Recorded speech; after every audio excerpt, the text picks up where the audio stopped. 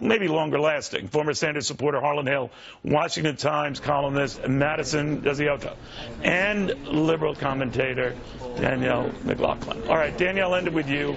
Your take on this and whether the media, regardless of your opinions on either of these issues, is being fair here.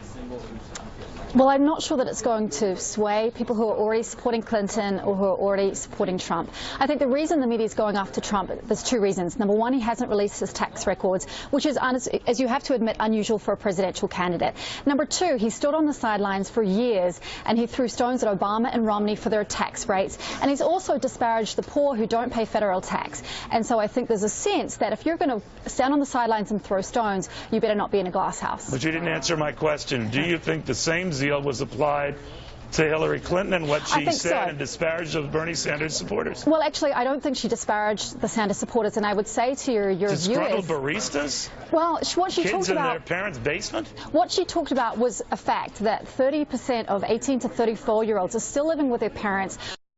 The number we haven't seen in 130 years. I say to your viewers, read the transcript, don't listen to the spin, because frankly... Would you feel the same way if Mitt Romney had said that, or Donald Trump had said that about Sanders supporters? Trump and Romney have called people who have called them takers, have been disparaging.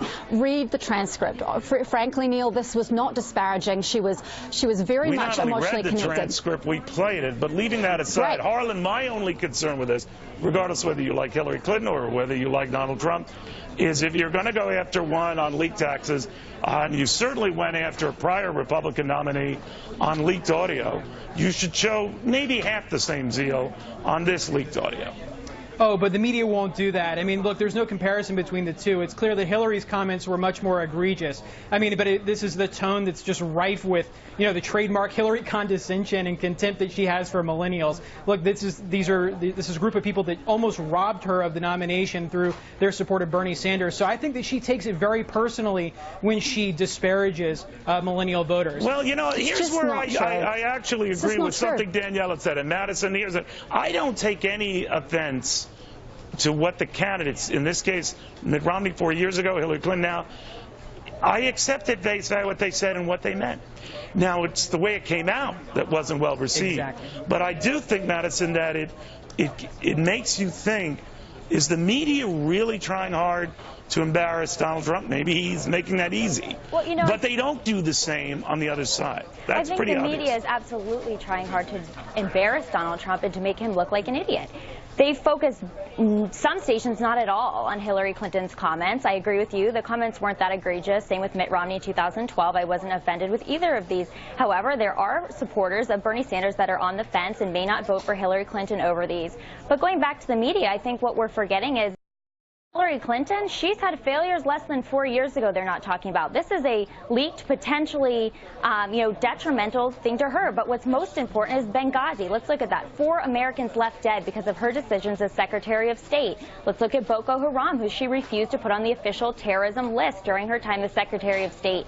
Meanwhile, thousands, tens of thousands were killed. Young girls were sold into sex slavery in Nigeria, sometimes turned into suicide bombers. This is unacceptable, and this really raises a lot of concerns as to whether she can protect this nation, and I don't think she can, and I wish the mainstream media would be talking about this more. All right, Danielle, now the question becomes, is this the type of issue, these are the type of issues that should come up in the VP debate tomorrow or next week in the next presidential debate, or all bets off? I suspect that they will.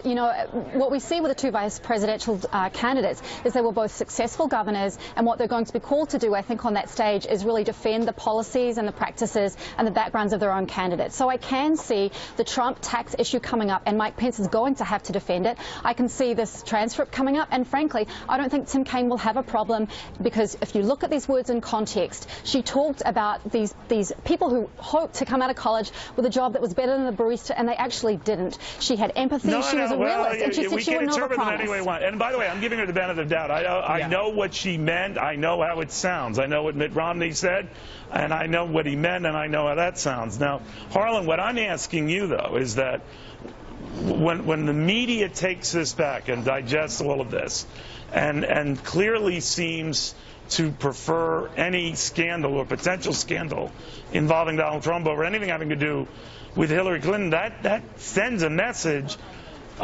he's the guy we're after, not her. Oh, no question. Look, my new party trick is to ask New York Times and Washington Post reporters who's a greater threat to the States, ISIS or Donald Trump? And almost always they're not able to give the straight answer that you'd expect. And so I think that actually tells you a lot about the mindset of the mainstream media in this country this election cycle. They will do and compromise all of their values to defeat him. And I think that's what this boils down to.